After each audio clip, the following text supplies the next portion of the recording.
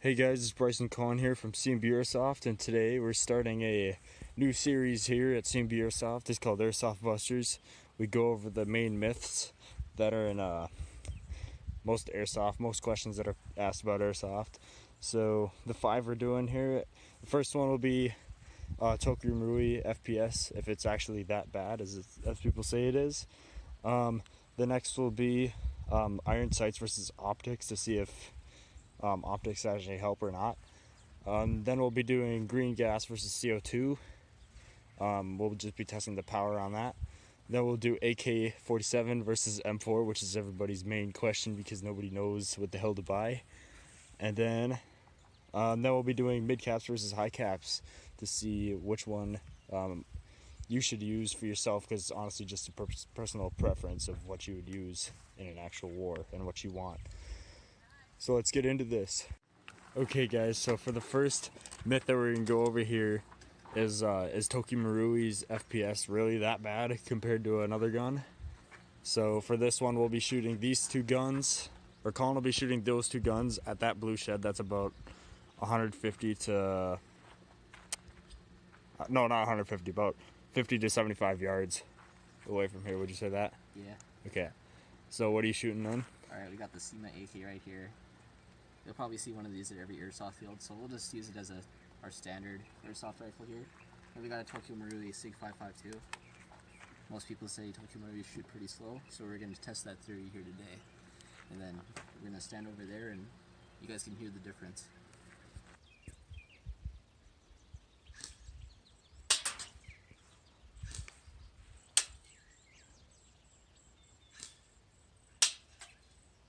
So guys, we're going to do optics versus iron sights here.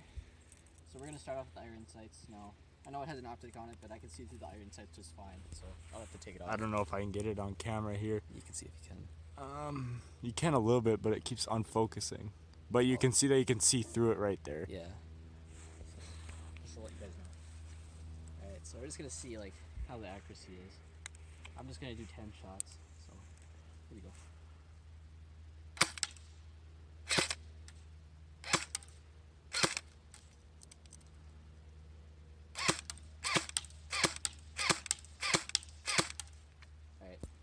See how we did. Alright, so as you can see guys, did decently good. Got one in the 8, one in the 7, well 2 in the 7 actually. A couple in the 6, and then some outside here. Alright, let's see what the optic does. Alright, now we're going to do the optics part of the shooting test, so same thing, 10 shots.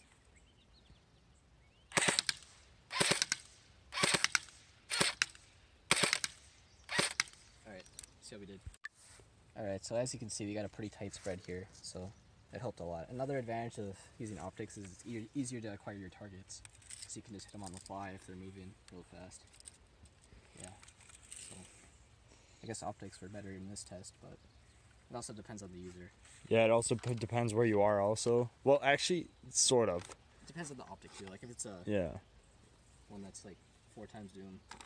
Yeah, like 4 times zoom. Obviously that's more long distance and stuff like that, so we think optics are better, but it all depends on where you're at. So let's move on to the next myth. Okay, so the next myth that we'll be doing is CO2 versus green gas. We're just gonna see which one has most power by shooting pop cans. The CO2 will be shooting, or the Elite Force 1911, which is our CO2 gun, will be shooting the spray can, and KJW KP08. Yep. We'll be shooting the Mountain Dew can. So let's see what they do.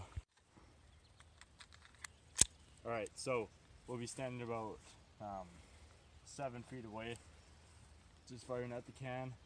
I think we'll try to do just one shot if it doesn't fall over twice. Oh, I missed. I missed again. There we go. There we go. Alright. I'm just looking at it right now too. Alright, so put a pretty big hole in it. I mean, not too impressive, but the second shot just kind of skimmed off of it. So let's go see what the green gas does. Here we go, boys. Green gas.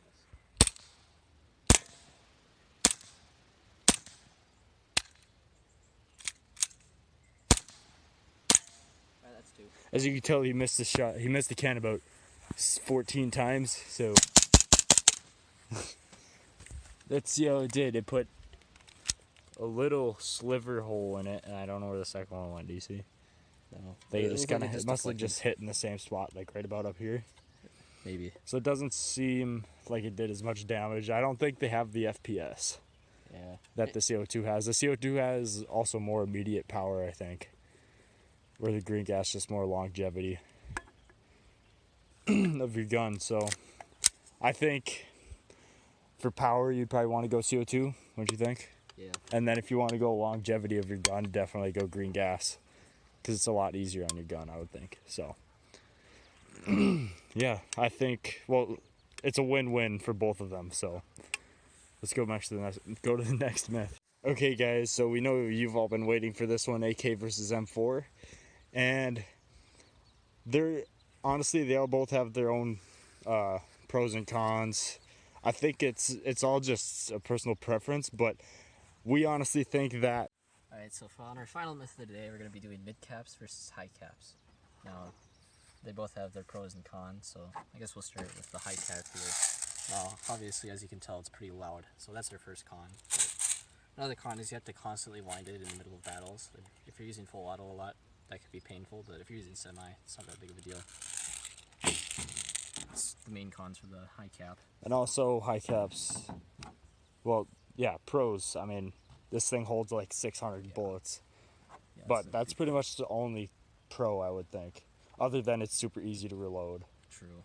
Like, you just have to pour BBs in and it's easy. Where the mid cap, it takes time Yeah. to reload a mid cap. That's Yeah, the main con of the mid cap is you have to use a speed loader. You can't just use your hands for it.